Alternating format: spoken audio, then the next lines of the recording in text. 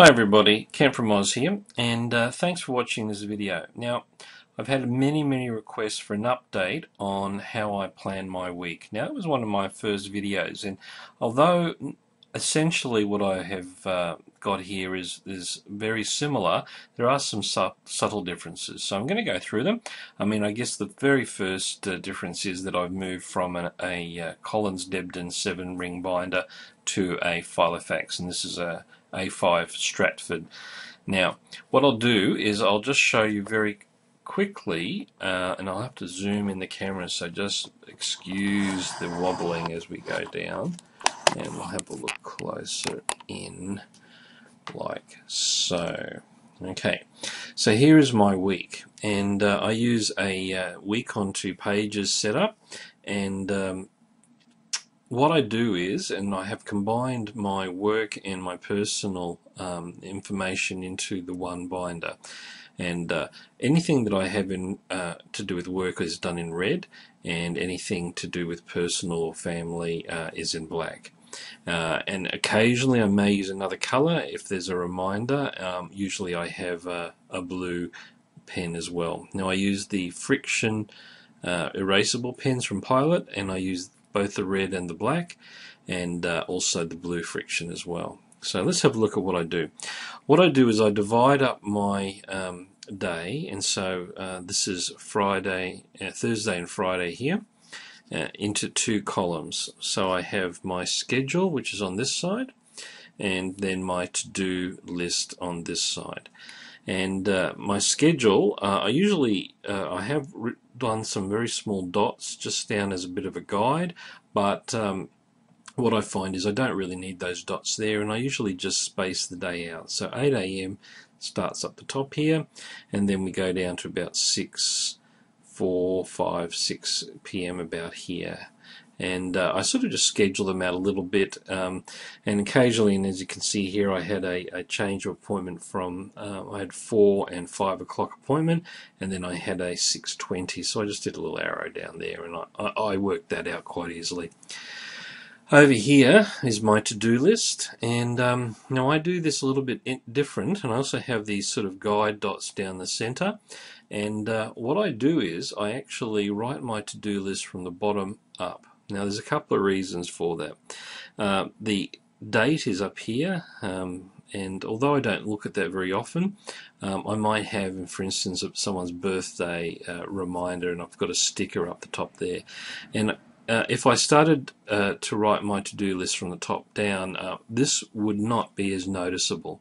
So what I do is write from the bottom up, and because there's no real order to these, it's just as I think about them and I want to write them down. And so the first one goes, and I write my to-do list upwards, and that really does work for me.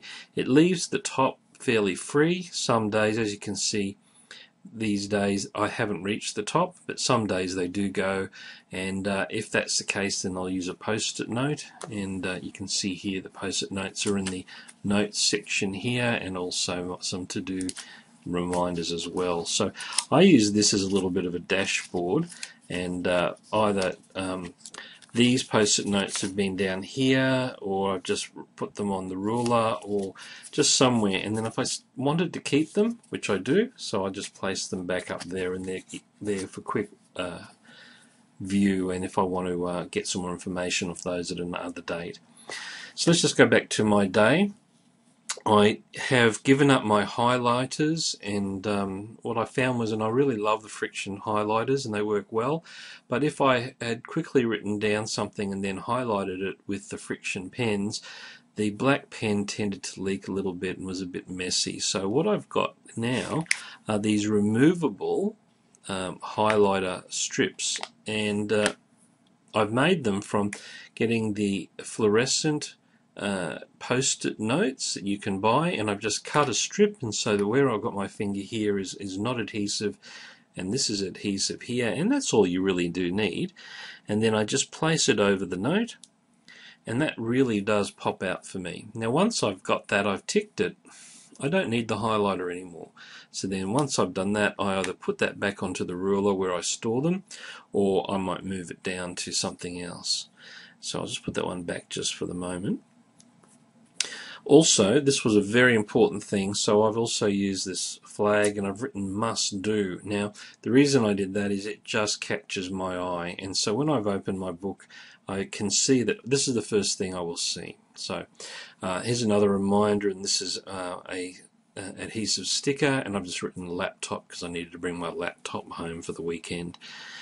Also here, and I've just started doing that, is I've been placing these weather stickers that a friend of mine from the Filofax Facebook page has sent me, and just a little reminder. Now, I'm not really into embellishment and stickers a lot, so I'm just trialing this, and I find that they do suit my pages quite well. And I'll just bring it over. You can see there's a rainy day and a sort of a overcast day and a few sunny days there. The other thing I have is, now this was also a very important thing which I had to get done, and I needed, and the whole idea is I want it to grab my attention. Now, I don't want to be putting a whole lot of highlighter on here, so this is a larger one of those fluoro post-it notes that are see-through, and that's the reason that they work so well, is you can see through them. I've written important, and I mean, how can I not miss that? So that goes on there. And once I've finished with that, I can put that to the back and reuse it, and that's the beauty of these. You can reuse them again and again and again, but you're not holding up the whole page with highlighters. And then down the bottom, if I just bring that up, you can see there's another one there, of course, and then the same thing would happen. If I'm finished that, then I'll just take it off, like so, and put it away or reuse it somewhere else. So I might put it there. So the way I've done my week is to plan. Now, someone has asked me, and they sent in a really lovely email, so thank you for all of the emails and all of the requests. What do I actually write down on here? Because it looks like it's a very packed, busy week, and I must be someone so important that I've got so much going on. Well, not as much as you think. Sometimes it's just reminders, and my times here I might write well in advance because I have schedules, but also if I have an appointment, I'll write that down. And then occasionally, after the fact, I might just write something in. For instance, if I'm picking up one of my kids from school, or going to the supermarket. I mean, it sounds as boring as that, but I might mark that in. Now, the reason I do that as well is when I do journaling, sometimes I miss quite a few days, and I want to backtrack, and it helps me have a reminder exactly how my day was structured.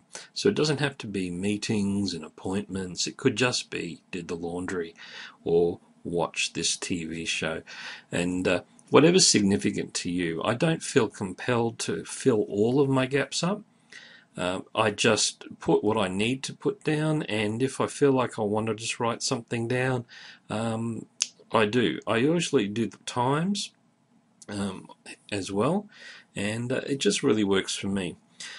So that's my week and how I plan. Now, the step before even getting here, and I'll just quickly mention it, is I also, just in the front, also have a calendar with a month per view.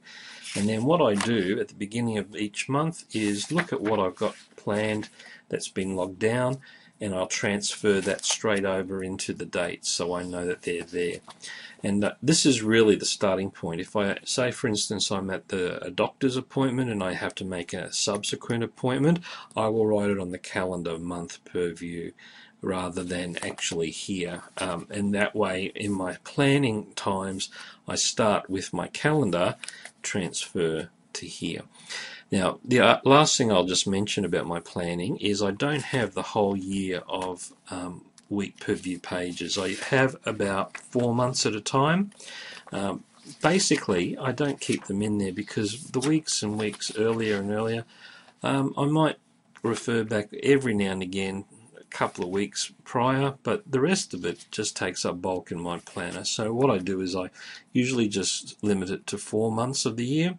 So you've got about a quarter of your year at one time. If there's something really vital, then I write it in the calendar, and that way I still have it, but I don't miss out as well. So there's a little update on how I plan my week.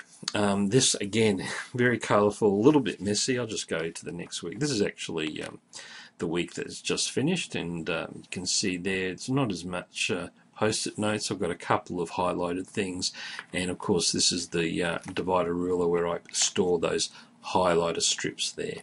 So thanks for watching. I hope that was interesting to some of you, and just remember, take it easy when you're wanting to work out how to plan your week.